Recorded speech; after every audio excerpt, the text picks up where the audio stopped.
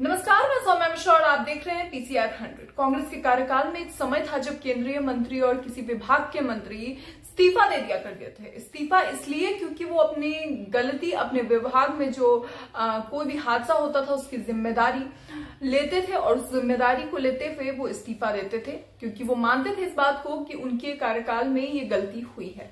लेकिन दोस्तों, आज का एक समय है, क्योंकि आज से 10 साल पहले जब बीजेपी आई थी तो उस समय शुरू में ही राजनाथ सिंह ने कहा था कि हमारी यूपीए की सरकार नहीं है और यूपीए की सरकार नहीं है, हमारे यहाँ इस्तीफे नहीं होते हैं। और इसी बात को आज बार बार याद ये आ रही है बातें, इसलिए याद आ रही है क्योंकि लगातार जिस तरीके से रेल हादसे हो रहे हैं, रेल हादसे वो सूरत की जो रेल ट्रैक है वहां की बात कर ले या फिर पंजाब और जम्मू जाने वाले रास्ते की बात कर ले, जब 80-80 किलोमीटर ट्रेन अपनी मर्जी से चल देती है, जब पीएम मोदी आत्मनिर्भर भारत की बात करते हैं और आत्मनिर्भर ट्रेनें अपने आप जब देश में चलने लगती है, तो सवाल यही उठता है कि क्या ये आत्मनिर्भर ट्रेनें मोदी जी के नक्शे कदम पे चलने की कोशिश कर रही हैं? दोस्तों, ये हंसने की बात नहीं है। मैं जो कह रही हूं उस बात को समझने के लिए आप दो खबरें देखिए। सबसे पहले दैनिक भास्कर की खबर है जहां पर लिखा गया है कि पीएम मोदी बोले, रेलवे को स्वार्थ की राजनीति का शिकार होना पड़ा, हमेशा घाटे का रोना रोया जाता था, आज यह परिवर्तन के दौर से गुजर रहा है। मगर किस तरह का परिवर्तन? क्या ये जो इस खबर में दिया गया है दैनिक भास्कर की ही खबर है, देखिए जरा, जहां पर लिखा गया है, बिना ड्राइवर 78 किलोमीटर दौड़ी मालगाड़ी, स्टार्ट कर हैंड ब्रेक लगाना भूला, जम्मू से पंजाब पहुंची ट्रेन, लकड़ी के स्टॉपर लगाकर रोका जाता है उस ट्रेन को। और अब ये कुछ तस्वीरें देखिए, यानी समझिए कि कई स्टेशन को पार करते हुए 78 किलोमीटर ट्रेन जो है वो क्रॉस कर जाती है, 80 किलोमीटर प्रति घंटे की स्पीड से चल रही है, लेकिन ना ही उसमें कोई लोको पायलट है, ना कोई पायलट है, ना ही कोई स्टाफ है जो उसमें हैंड ब्रेक लगा सके। और बिना हैंड ब्रेक लगाए हुए वो ट्रेन को छोड़कर चले जाते हैं। तिरछी रेल थी, ढलान की ओर जा रही थी, ट्रेन चलती चली जाती है मालगाड़ी। जब वो चलती चली जाती है, धीरे धीरे वो स्पीड पकड़ लेती है और जैसे जैसे वो स्पीड पकड़ लेती है वैसे वैसे उसे रोकना और भी मुश्किल हो जाता है। आगे जाकर कोई बड़ा हादसा हो सकता था, कोई बड़ी बात हो सकती थी, लेकिन उसकी जिम्मेदारी किसकी है? किसी की नहीं। अश्विनी वैष्णव की ये बिल्कुल भी जिम्मेदारी नहीं है कि वो इस पर जांच पड़ताल करवाए और इस बात की जिम्मेदारी स्वयं ले। कितने भी रेल हादसे हो जाएं, इस बात की उन्हें जिम्मेदारी नहीं लेनी है। कांग्रेस के टाइम में कोई भी प्रधानमंत्री रहा हो दोस्तों, लेकिन एक समय था जब माधवराव सिंधिया ने इस अपने समय में, अपने कार्यकाल में ट्रेन हादसे के कारण अपने पद से इस्तीफा दे दिया था। लेकिन आज का एक समय है कि न जाने कितने ट्रेन हादसे हो चुके हैं, वो ओडिशा का हो, बिहार का हो, या फिर अभी इस तरह के जो मामले सामने आ रहे हैं, लेकिन अश्विनी वैष्णव इस पर ना ही कोई सवाल, ना ही किसी बात का जवाब देते हैं, ना ही कोई जिम्मेदारी लेते हैं, ना ही बीजेपी उनसे सवाल करना जरूरी समझती है। क्योंकि जैसा कि मैंने आपको बताया, राजनाथ सिंह कहते हैं कि हमारी यूपीए की सरकार नहीं है, एनडीए की सरकार है, एनडीए की सरकार में इस्तीफे नहीं होते हैं और ना ही जिम्मेदारियां ली जाती है, ना ही उनको कोई उनकी जिम्मेदारी बनती है कि वो लोगों को सवाल का जवाब दे। पूरी खबर देखिए कि आखिर क्या है। जम्मू कश्मीर के कठुआ से मालगाड़ी बिना ड्राइवर गार्ड के चलकर पंजाब पहुंच गई।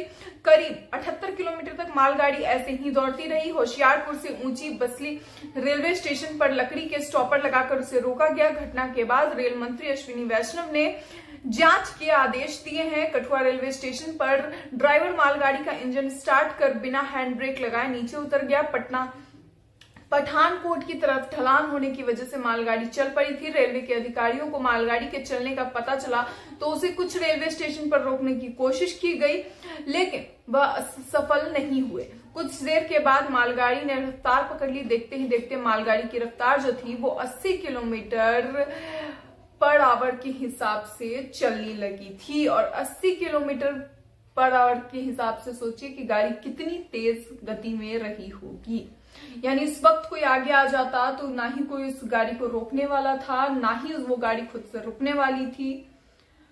अब आत्मनिर्भर भारत में ये तो कहा मोदी जी ने कि आत्मनिर्भर भारत होगा, तो रेलवे आत्मनिर्भर हो गई।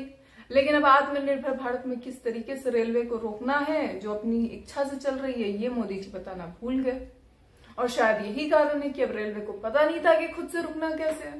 नहीं, जब चलना आ गया तो रुकना भी आना चाहिए था। किस तरह की लापरवाही देश भर में हो रही है, इस बात का कि जवाबदेही क्या बीजेपी की है? उन्हें ये समझ में आ रहा है? क्या मोदी जी को ये बात समझ में आ रही है कि देश में उनकी सरकार है, तो इस पर कोई भी बात अगर होती है तो उस पर जवाबदेही उनकी बनती है? क्या अश्विनी वैष्णव को ये समझ में आ रहा है कि ये उनका डिपार्टमेंट है, रेल मंत्री है वो? लेकिन लग नहीं रहा कि इनमें से किसी को भी ये बात समझ में आ रही है। मनीष कुमार एडवोकेट नाम की एक आईडी है, ट्विटर आईडी, देखिए उससे जो है वो किया गया है एक ट्वीट। रेलवे की व्यवस्था पूरी तरह बिगड़ गई है, पता कब कौन सी रेल कहां चल दे। मुंबई सूरत रेलवे ट्रैक की घटना है। जय हो मोदी जी, जय हो मोदी जी। जहां पर अभी मुंबई सूरत रेलवे ट्रैक पर जहां पर बुलेट ट्रेन चलने वाली हैं, वहां की ये स्थिति है। अगर बुलेट ट्रेन भी स्वेच्छा से चलने लगी तो मोदी जी कहां के रह जाएंगे? क्या 2024 में अब बुलेट ट्रेनें भी खुद से चलेंगी? आने वाले समय का तो पता नहीं दोस्तों, लेकिन ये सब देखने के बावजूद जनता उन्हें किस तरीके से 2024 में पसंद करेगी, वोट देगी, नहीं देगी, ये सब आने वाला वक्त ही बताएगा। लेकिन आत्मनिर्भर भारत में जिस तरीके से ट्रेनें स्वेच्छा से चल रही हैं, उसके बाद अब मोदी जी आगे आत्मनिर्भर भारत में क्या करवाएंगे कोई भी नहीं जानता है। स्लीपर पहन के जो हवाई चप्पल वाले हवाई जहाज में उड़ने की जो बात कर रहे थे मोदी जी, अब सच में स्थिति वही हो चुकी है कि हवाई चप्पल वाले अब रेलवे के जो पैसे होते हैं वो भी अफोर्ड नहीं कर पाते हैं। जिस तरीके से 10 सालों में प्लेटफॉर्म टिकट के दाम बढ़े हैं, और उसके सिवा जिस तरीके से ट्रेन के टिकट्स के दाम बढ़ रहे हैं, एसी के टिकट के दाम अगर आप देख लें तो आपको सच में लगेगा किसी भी हवाई चप्पल पहनने वाले को भी कि इससे बेहतर तो मैं फ्लाइट ले लूं, क्योंकि बात तो बराबर ही पड़ रही है।